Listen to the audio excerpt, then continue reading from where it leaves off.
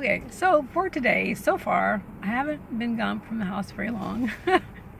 And I got in the car thinking I'm going to go make some videos because I haven't made any for a while.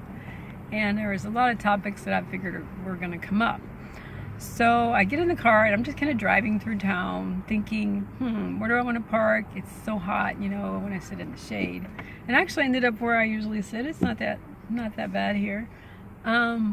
Except they cut some trees, I noticed right away. It seems naked. So anyway, so I'm driving along, kind of looking at some old houses thinking, I wonder if any of these are for sale.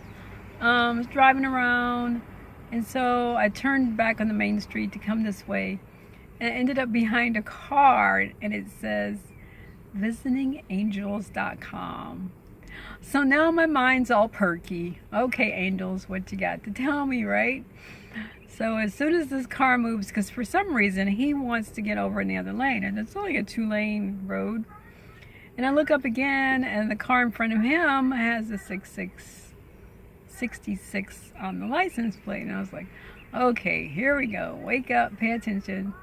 And then I drove a little further, not much further, and I saw a car. It had 3355 on it, and then I just kind of laughed because I was like, yep, you got to get out in the world and see what's happening. Oh, look, there's a limo. I don't know if I can show it to you. Are you seeing it? I don't know. I think you're seeing my seats. Can you see it? I don't know if you can see it. I'll have to look at it in the video later. There's a limo in the parking lot. So, anyways, so I've only been out of the house for like 10 minutes or less. And that's already happened. So I have to look up those numbers to see what they mean. We saw 33, 55, and a 66 so far today. But yesterday we were out, and I wasn't really being aware. I was just driving. I went to hang out with a friend, and because I'm not sure when I'm leaving, I wanted to be sure and to see her again.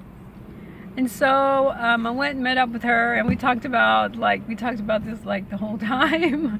She's really excited. She believes in, the law of attraction and how it works, and there's probably other names for it. A couple of days ago, I was on the group, the Quantum Consciousness Formula group, if you want to join it on Facebook. And I noticed a lady that used to be in our group was in another group. So I went over to the other group to see what it was, to see if I wanted to join. And it's always convenient, right? You're sitting in one group and then there's other, options. Too convenient. That's why you go to Facebook and fall into a 4-hour hole. But anyway. So I'll go over there.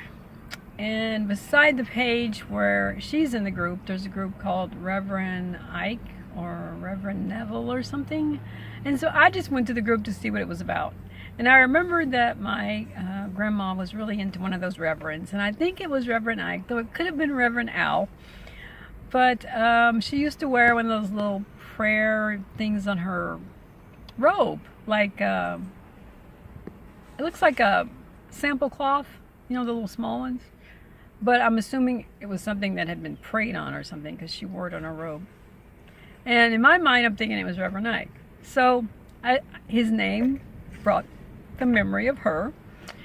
And so I went to the page, and wow, he teaches law of attraction, basically. Absolutely. All this time I had no idea that's what he was into, which makes me think that's what she was into. And so it kind of blew my mind for a few minutes. I was like, Grandma, wow, I didn't even know. And so I was kind of, looking at different things and within the group. And apparently back in the day, I ended up going to one of his YouTube videos. And I guess back in the day, one of the things was he always said, you order something and get 3 free gifts. And so they still have it where you can get 3 free gifts even without ordering. So I signed up after I watched his video, and I could just totally see he was like all law of attraction. He wasn't playing around. He wasn't messing around. Ask, believe, receive, command. We're here to, to be rich and to share with other people how to be rich. And he was just like, boom, boom, boom. He is not playing around. I thought it was great. And then, so I went to the website. His son is, I guess, over the website now. So you just sign up to get this free ebook. And then you get like other stuff just for signing up for the ebook. So I signed up for the free ebook, and then I read it. It was only like 7 chapters, and it's actually part of a bigger book, I guess. But he just goes into how to get your manifestations, you know, boom, boom, boom. The name of it is, it's called Thinkonomics. And it's just, to me, all I can think about is this guy was not playing around. He was not, you know, he wasn't like pussyfooting around about it. He's just like puts it right out on the table. You know, and apparently, I guess I probably had heard that, you know, a lot of people thought, he's just all about the money, he's greedy, blah, blah, blah. But he's about prosperity and being, you know, not being poor, but being rich, you know. And he was saying the only people that are poor are the people who don't know that they're already rich. And it's just like, yes, yes, yes. You know, I really, really got into his teaching. Yes. So that was an exciting night for me, because after I read the book, and I'm going to be getting, you get other things like, I don't know if you sign up for them separately, or because you sign up for the book, you get the other things automatically. But basically, you're going to continue to get encouraging information.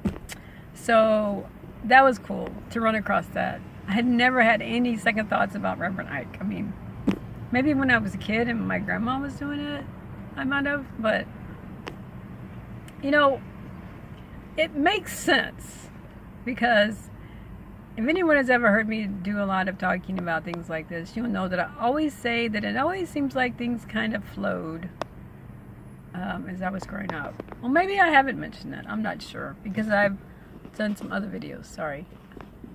You know, I found out my glasses have an issue. That's why I'm not seeing that great. But I see that my hair is wild. I can see enough to know my hair looks crazy. Sorry. So anyway, I had at some point I was going around saying I was spoiled all my life. That's a good thing. Like my dad spoiled me, then God spoiled me, then my husband spoiled me. So I never felt like there was any lack. I always felt like a queen or a princess, or like I was always being taken care of, you know, and I was always kind of, I was shy at first, but then later I was more outgoing and very, you know, I had the time of a little aggressiveness, because that's what they tell you as a woman. You're supposed to be able to handle your business on your own without a man, blah, blah, blah, you know.